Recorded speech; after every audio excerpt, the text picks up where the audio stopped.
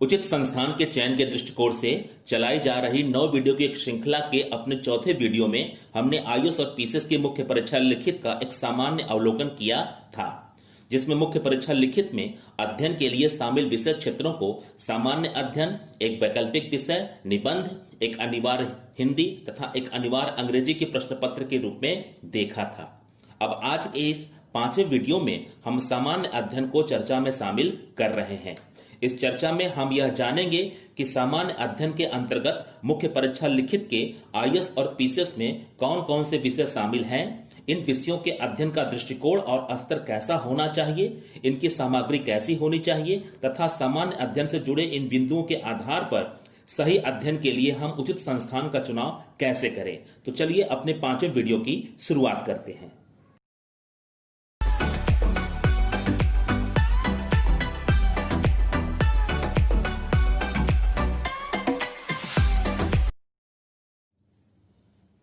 नमस्कार दोस्तों, मेरा नाम रितेश श्रीवास्तव है।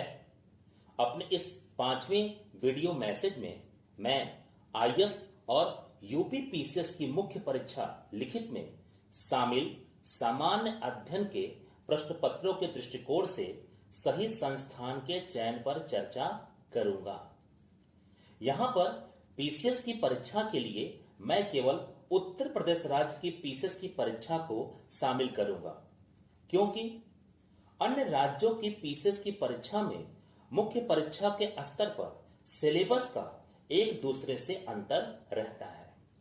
इसलिए परीक्षा प्रणाली की समानता का आधार लेकर मैं केवल आईएएस तथा उत्तर प्रदेश की पीसीएस की परीक्षा को शामिल कर रहा हूं। जैसा कि हम जानते हैं कि आईएएस और पीसीएस दोनों ही परीक्षा में मुख्य परीक्षा लिखित में सामान्य अध्ययन के 4 प्रश्न पत्र होते हैं। आईएएस में यह प्रश्न पत्र कुल 1000 अंकों का होता है, जिसमें से चारों प्रश्न पत्रों में से प्रत्येक प्रश्न पत्र के लिए 250 अंक निर्धारित हैं, जबकि पीसीएस की मुख्य परीक्षा लिखित में चारों प्रश्न पत्रों के लिए कुल 800 अंक होते हैं। इसमें से प्रत्येक प्रश्न पत्र के लिए 200 अंक निर्धारित होते हैं। आईएएस और पीसीएस दोनों की ही मुख्य परीक्षा में सामान्य अध्ययन के अंतर्गत आने वाले प्रश्न पत्रों में शामिल किए गए विषय समान रूप से हैं। केवल पीसीएस के प्रश्न पत्रों में उत्तर प्रदेश से जुड़ी जानकारियां प्रत्येक प्रश्न पत्रों में अलग से अपेक्षित है। इसलिए उचित संस्थान के चुनाव के समय चारों प्रश्न पत्रों में शामिल प्रत्येक विषय की आपको जानकारी जरूर होनी चाहिए। इसी जानकारी के क्रम में मैं आपके लिए यह स्पष्ट कर दे रहा हूं कि सामान्य अध्ययन के प्रथम प्रश्न पत्र का नाम भारतीय विरासत एवं संस्कृति, विश्व का इतिहास एवं भूगोल तथा समाज रखा गया है। इस प्रश्न पत्र में ऐसे में 4 खंड नजर आते हैं, लेकिन इसमें से भारतीय विरासत एवं संस्कृति तथा विश्व इतिहास को सामान्यतः एक ही विषय इतिहास के अंतर्गत देखा जाता है, लेकिन यह खंड इतिहास विषय की परंपरागत जानकारी से अलग है। इसलिए इतिहास विषय के ज्ञान के अंतर्गत ही आने वाले कला, संस्कृति, विरासत तथा विश्व इतिहास का अध्ययन इतिहास विषय के परंपरागत समग्र ज्ञान से अलग, यहां तार्किक समझ के साथ जानकारी के रूप में मांगा गया है, जो कि प्रारंभिक परीक्षा के इतिहास विषय के जानकारी के क्षेत्र से अलग कुछ विशेष क्षेत्रों पर मुख्य परीक्षा में गहराई से समझ के अध्ययन पर केंद्रित है। इसलिए मुख्य परीक्षा के दृष्टिकोण से संस्थान में हमें इस नजरिए से क्लास लेक्चर की व्यवस्था को इंक्वायरी करते समय अंतर करके समझ लेना होगा।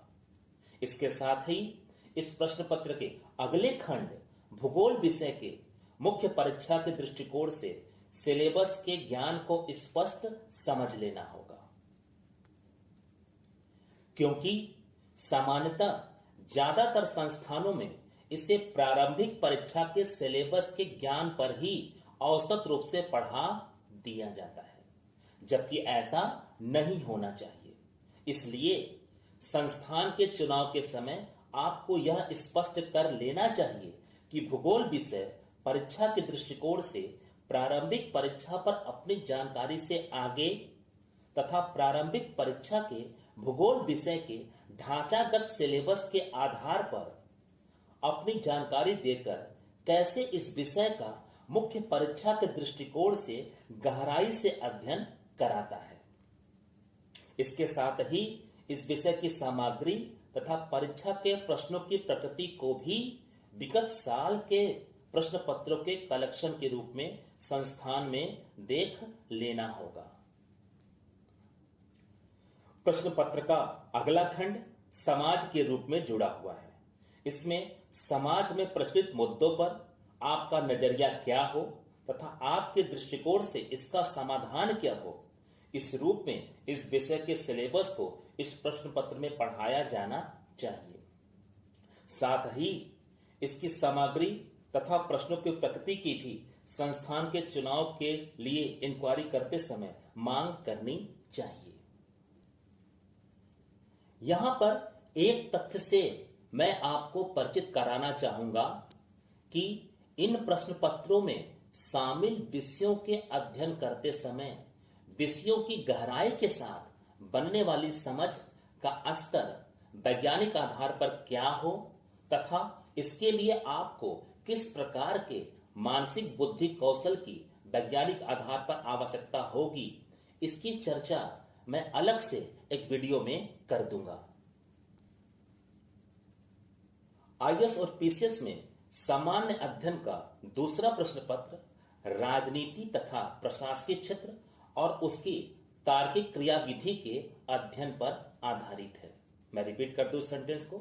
आईएएस और पीसीएस के सामान्य अध्ययन का दूसरा प्रश्न पत्र राजनीति तथा प्रशासकीय क्षेत्र और उसकी तार्किक क्रियाविधि के अध्ययन पर आधारित है। इस प्रश्न पत्र को संविधान, शासन प्रणाली, सामाजिक न्याय तथा अंतरराष्ट्रीय संबंध के नाम से जाना जाता है। मैं इस सेंटेंस को भी रिपीट कर देना चाहता हूं। इस प्रश्न पत्र को संविधान, शासन प्रणाली, सामाजिक न्याय तथा अंतरराष्ट्रीय संबंध के नाम से जाना जाता है। इस प्रश्न पत्र में राजनीति तथा प्रशासकीय क्षेत्रों के मूल रूप से राष्ट्रीय के साथ साथ सामान्य रूप से अंतरराष्ट्रीय क्षेत्र को भी अध्ययन में शामिल किया गया है। इस प्रश्न पत्र के चारों खंड आपस में एक दूसरे से जुड़े हुए भी हैं तथा एक दूसरे से अलग भी देखे जाते हैं। यहाँ पर संस्थान के चुनाव के समय परीक्षा के नजरियों को समझने के साथ ही संस्थान में आकर इस प्रश्न पत्र के चारों खंडों की जानकारी को उसकी सामग्री तथा सिलेबस के साथ जोड़कर स्पष्ट समझ लेना चाहिए। आपके संस्थान अशोका सीसैट आईएएस में इस प्रश्न पत्र को मैं ही पढ़ाता हूं।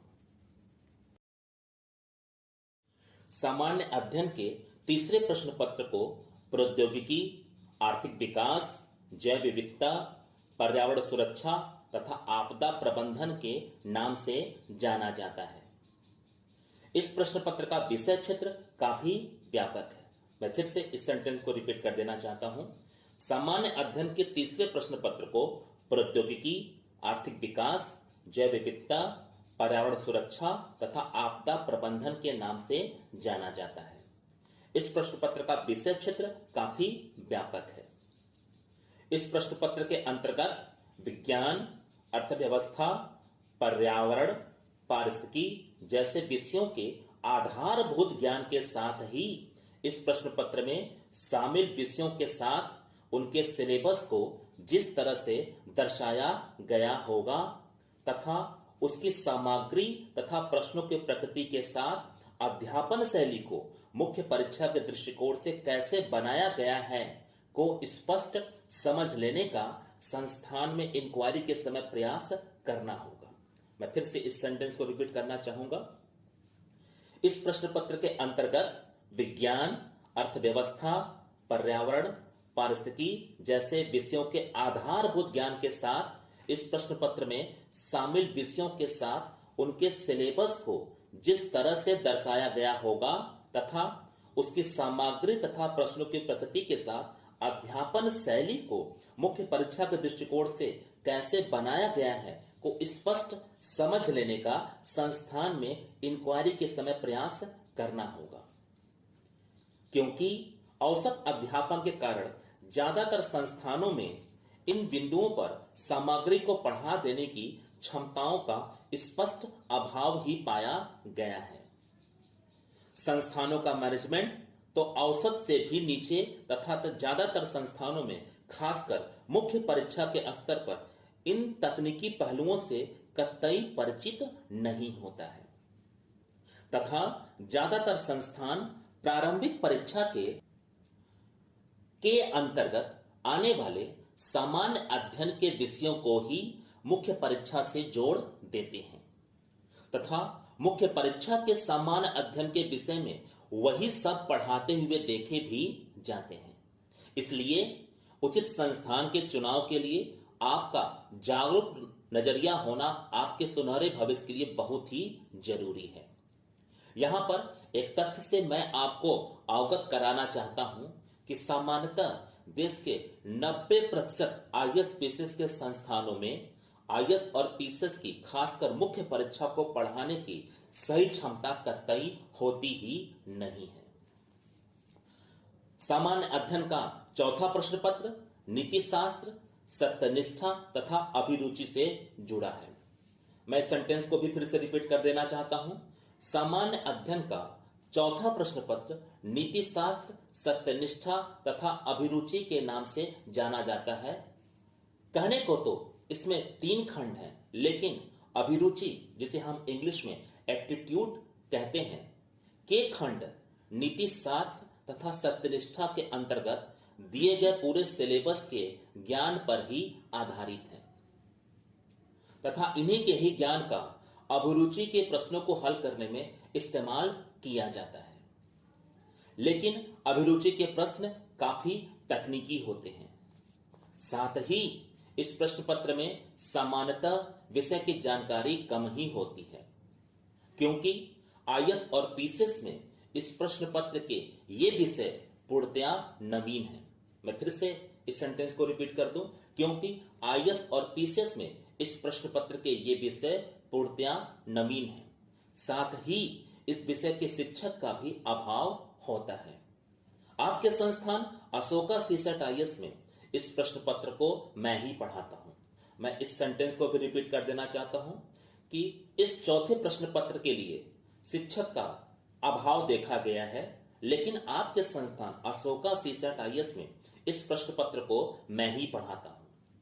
यहां पर भी संस्थानों के सही चुनाव के दृष्टिकोण से इस प्रश्न पत्र से जुड़ी पूरी सामग्री, प्रश्नों का कलेक्शन जो विगत परीक्षाओं में आए हुए हैं तथा शिक्षक की पहचान स्पष्ट समझ लेना चाहिए।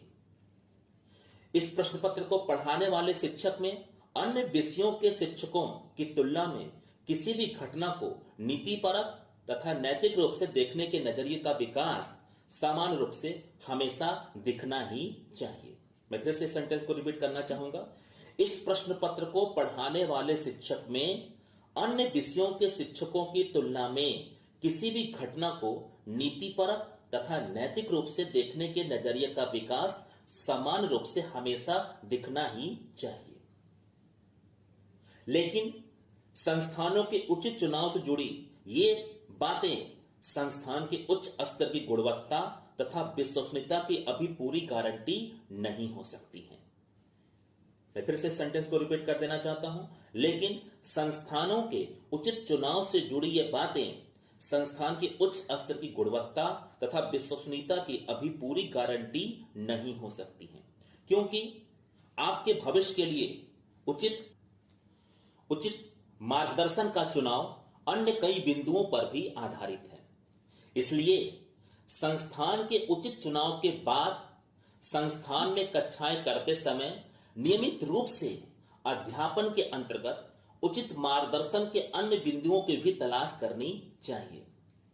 सिविल सेवा का एक आदर्श उचित संस्थान तथा उचित शिक्षक का मिलना जो विषय ज्ञान के साथ आपके विवेक से भी जुड़ पाए तथा आपको पढ़ाने के लिए पूरा समय दे, यह काम बहुत ज्यादा आसान नहीं है।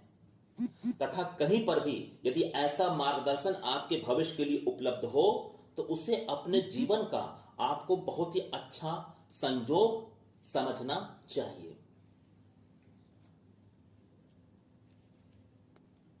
मैं इस सेंटेंस को भी फिर से रिपीट कर दे रहा हूं कि सिविल सेवा का एक आदर्श उचित संस्थान तथा उचित शिक्षक का मिलना जो विषय ज्ञान के साथ आपके विवेक से जुड़ पाए तथा आपको पढ़ाने के लिए पूरा समय दे, यह काम बहुत ज्यादा आसान नहीं है। तथा कहीं पर भी यदि ऐसा मार्गदर्शन आपके विषय के लिए उपलब्ध हो तो उसे अपने जीवन का आपको बहुत ही अच्छा संयोग समझना चाहिए। सामान्य अध्ययन के बाद उचित मार्गदर्शन के लिए हम अपने मुख्य परीक्षा के वैकल्पिक विषय को अपने अगले 6वें वीडियो में शामिल करेंगे। तब तक के लिए धन्यवाद। नमस्कार।